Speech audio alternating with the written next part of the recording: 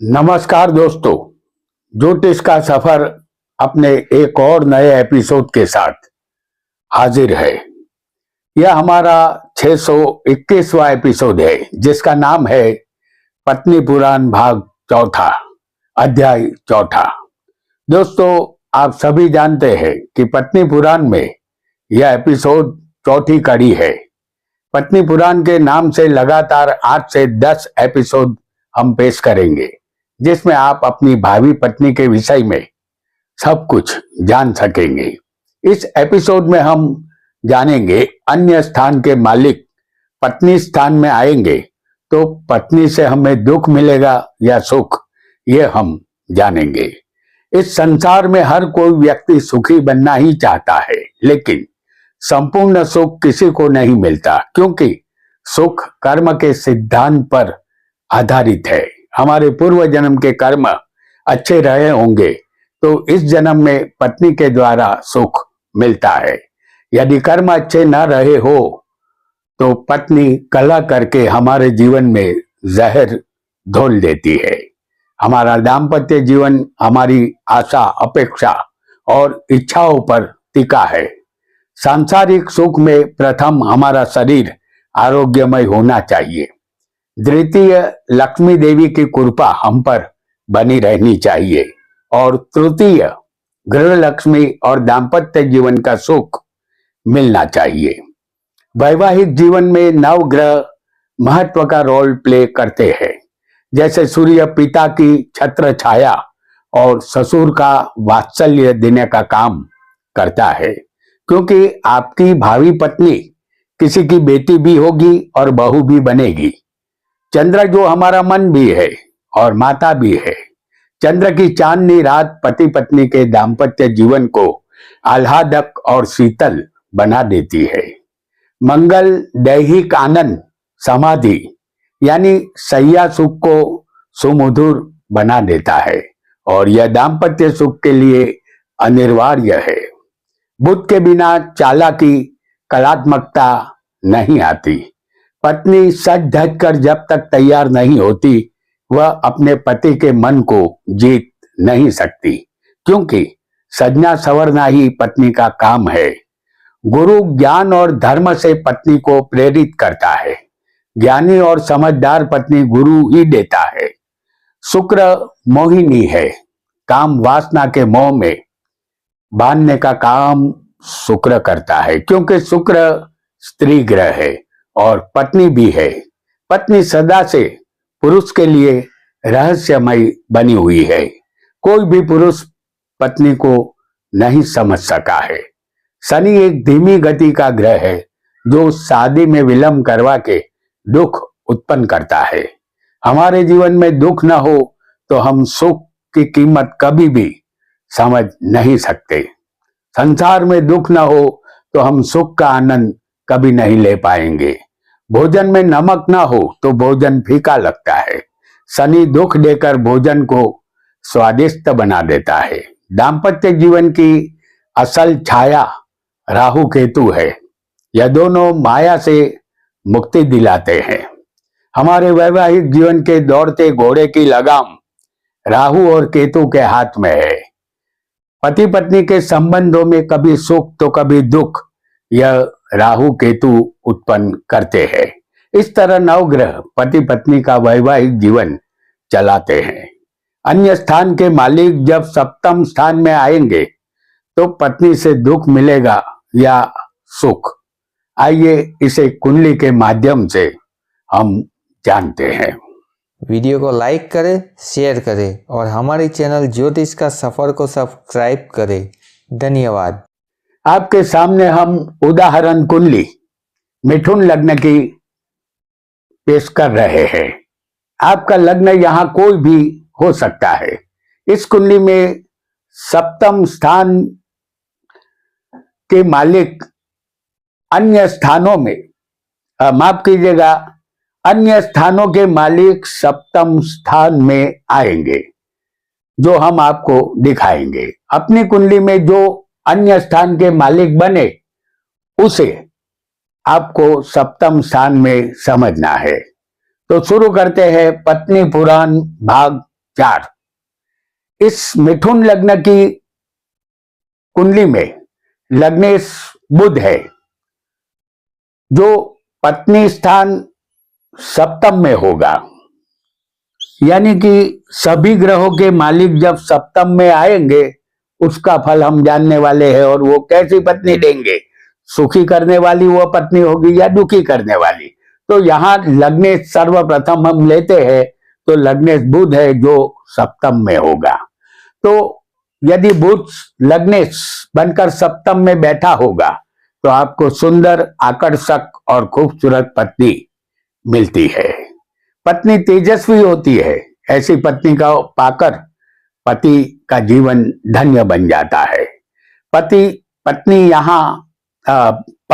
यहाँ पत्नी की हर कही बात मानता है। ससुर पक्ष से आप दबकर रहेंगे। आपका लग्नेश कोई पाप ग्रह बनेगा या बना होगा और वो सप्तम में होगा तो एक से ज्यादा पत्नी का योग बनता है। और लग्नेश शुभ ग्रह होगा, जैसे आप देख रहे हैं कि लग्नेश इस कुंडली में शुभ है, तो ऐसा समझना है कि आपकी एक ही पत्नी होगी। आपको पत्नी सुख हरदम जीवन भर मिलता रहेगा। आइए अब जानेंगे आपका धनेश यदि सप्तम में होगा तो धनेश इस कुंडली में चंद्र बनता है।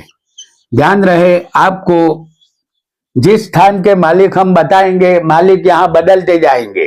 तो इस कुंडली में, मिथुन लग्न की कुंडली में चंद्र धनेश है। आपको अपनी कुंडली में जो धन का मालिक बने उसे सप्तम में समझना है। तो धनेश चंद्र है जो सप्तम में है। आपको अपनी कुंडली में जो धनेश बने उसे समझना होगा। तो आप विलासी होंगे, आपका चरित्र खुद शंकास्पद बनता है और इसी वजह से आपकी पत्नी के साथ आपका कलेश होता रहेगा। पत्नी अच्छी होगी फिर भी आपके दाम्पत्य जीवन में जहर घुलेगा। यदि धनेश कोई पाप ग्रह होगा और सप्तम में आया होगा तो संतान का सुख कम मिलेगा। यहाँ पत्नी से आपको ज्यादातर दुख ही मिलेगा। यहाँ धनेश शुभ ग्रह है, यदि आपकी कुंडली में पाप ग्रह होगा तो दुख मिलेगा, ऐसा समझना है। अब जानेंगे पराक्रम के विषय में। आपका पराक्रम जो इस कुंडली में सूर्य है, यदि वो सप्तम में होगा तो इस मिथुन लग्न की कुंडली है, ये आपको ध्यान में रखना है। इस कुंडली में पराक्रम सूर्य है, आपको अपनी कुंडली के पराक्रम को सप्तम में समझना है। तो इस कुंडली में सूर्य है जो सप्तम में है। सरकार से आपको लाभ मिलेगा या आप सरकारी नौकरी भी कर सकते हैं। आपके शरीर में वीर्य की कमी होगी या आप स्त्रियों से कलेश करते रहेंगे। आपका चरित्र सही नहीं रहेगा, फिर भी आपको पत्नी भाग्यशाली मिलेगी। वह सुशील और सौभाग्यवती पत्नी होती है, लेकिन अहंकार का गुण पत्नी में होगा। सुख में कमी आपको रहेगी।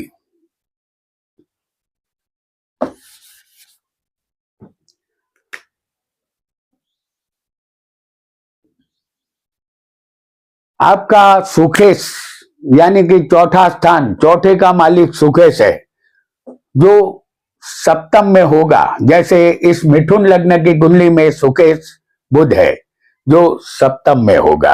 आपको अपनी कुंडली में जो सुखेश बने उसे समझना है। सुखेश सप्तम में होगा तो आपको धनवान स्त्रियों का प्रेम मिलेगा। आप किसी भी स्त्री को आकर्षित कर सकेंगे। आपका चतुर्थेश बलवान होकर सप्तम में होगा तो आपकी शादी जल्द हो जाएगी। सुखेश सप्तम में सास ससुर की सेवा करने वाली पत्नी देता है।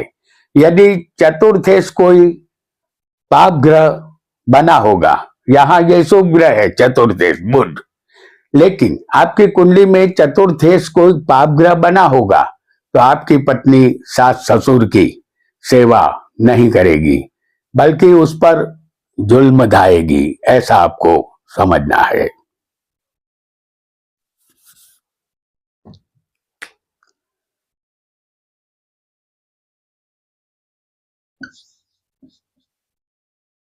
आपका पंचमेश यदि सप्तम में होगा, जैसे इस उदाहरण मिथुन लग्न की कुंडली में पंचमेश शुक्र है जो सप्तम में होगा, तो आपको एक वफादार अच्छे स्वभाव की पत्नी मिलेगी।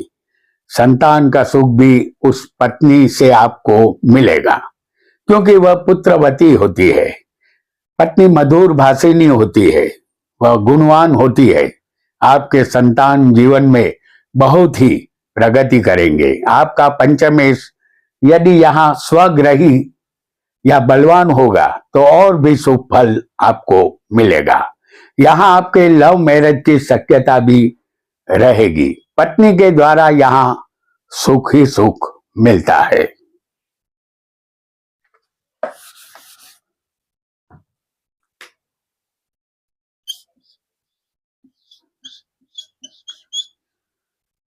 आपका छठे का मालिक यदि सप्तम में होगा, जैसे इस मिथुन लग्न की कुंडली में छठे के मालिक मंगल है जो सप्तम में होंगे, तो आपकी पत्नी का स्वभाव दुष्ट होता है। नतीजा पत्नी को अपने पति से विरोध रहता है। तलाक भी यहां हो सकता है, क्योंकि छठा स्थान शत्रु का है जिसका मालिक सप्तम में आया है। पत्नी यहां दुख के सिवाय कुछ नहीं दे सकती। छठे का मालिक कोई शुभ ग्रह होगा तो पत्नी के गर्भपात की शक्यता रहती है। आपको पत्नी सुख में कमी इसलिए रहेगी कि आपकी पत्नी ही आपकी शत्रु बनेगी।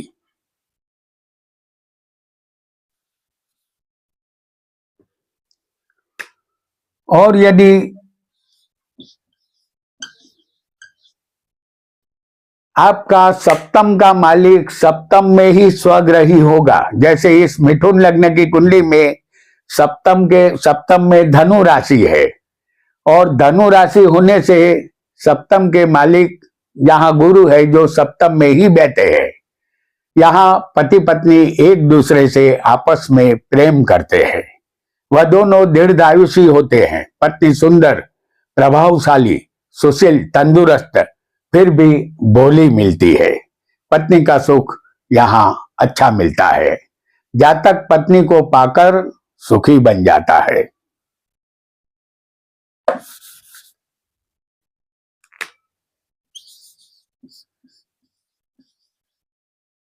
आपका अष्टम का मालिक सप्तम स्थान में होगा, जैसे इस मिथुन लग्न की कुंडली में अष्टम में शनि है जो सप्तम में होगा। आपको अपनी कुंडली में जो अष्टमेश बने उसे उसके मालिक को सप्तम में समझना है। कुंडली में अष्टमेश शनि है, यदि वह सप्तम में होगा तो पत्नी कम पढ़ी लिखी अशिक्षित मिलती है। पत्नी से शत्रुता होती है। पत्नी के कारण या किसी स्त्री के कारण मृत्यु का भय उत्पन्न होगा। अलंकार प्रिय और शीलहीन और गृहस्थ जीवन नष्ट करने वाली पत्नी आपको मिलती है। दूसरी पत्नी का योग बनेगा। आपको पत्नी से यहां दुख ही मिलेगा।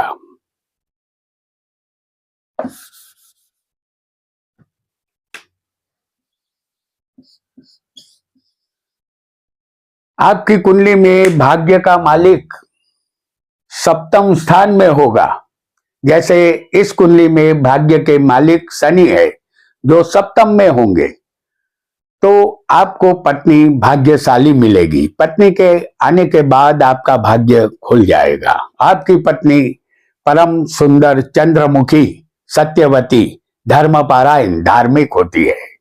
वह पतिव्रता पत्नी होती है। वैवाहिक जीवन यहाँ सुखी बनता है। आपको अपनी पत्नी का संपूर्ण सुख मिलता है।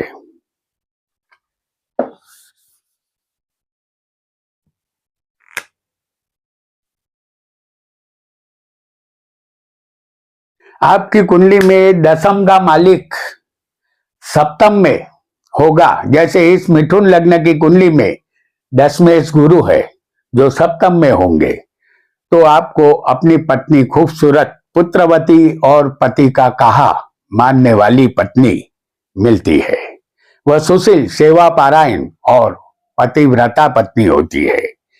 ये एक ऐसी पत्नी होती है जो कभी पति को अनीति के रास्ते पर नहीं जाने देती। पत्नी गुणवान, सत्य वचन बोलने वाली होती है। पति को अपने ससुराल से यहाँ लाभ मिलता है। उसके संतान भाग्यशाली निकलते हैं। यहाँ पति पत्नी को पाकर सुखी बनता है।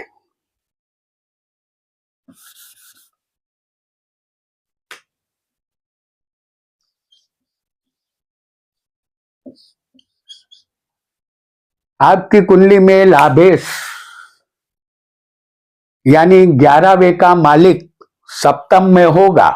जैसे इस मिथुन लग्न की उदाहरण कुंडली में लाभेश मंगल है जो सप्तम में है यहाँ, तो यहाँ पतिव्रता, शीलवती, धनवान और दीर्घायुषी पत्नी मिलती है। पति को जो पत्नी मिलती है वह कोई नौकरी करती हुई कमाने वाली पत्नी मिलती है। पत्नी के द्वारा पति को अपने ससुराल से भी लाभ मिलता है, लेकिन पति यहाँ पत्नी के वश में रहता है। कुल मिलाकर पत्नी का सुख अच्छा मिलता है।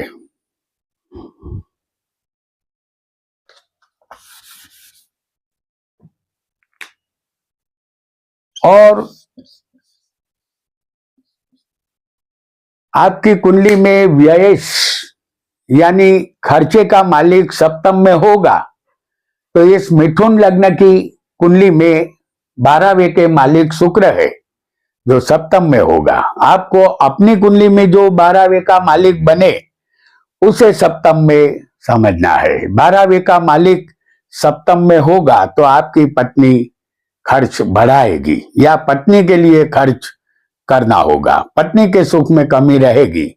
पत्नी बातचीत में होशियार होगी, लेकिन उसका आचरण अनैतिक होगा। आपको अपनी पत्नी से वियोग होगा या आपकी पत्नी आपका त्याग करेगी। यदि 12वें का मालिक कोई पाप ग्रह होगा, यहाँ शुभ ग्रह है, लेकिन आपको अपनी कुंडली में कोई पाप ग्रह होगा तो पत्नी या कोई वेश्या के द्वारा पति की मृत्यु होती है। यहाँ पत्नी से दुख ही दुख मिलता है। तो दोस्तों, आज हमने पत्नी पुराण भाग 4 में और चौथे अध्याय में ये समझा कि अन्य स्थान के मालिक यदि सप्तम में पत्नी के स्थान में आएंगे तो हमें सुख मिलेगा या दुख, ये जाना। पत्नी पुराण के 5वें भाग में हम यह जानेंगे कि शुक्र ही पत्नी के सप्तम के कारक भी शुक्र ही है। आपकी कुंडली में शुक्र ही तय करता है कि पत्नी का सुख आपको मिलेगा या नहीं मिलेगा। तो मिलते हैं अगले एपिसोड में जिसका नाम है पत्नी पुराण भाग 5। आज इतना ही। आपका बहुत बहुत धन्यवाद।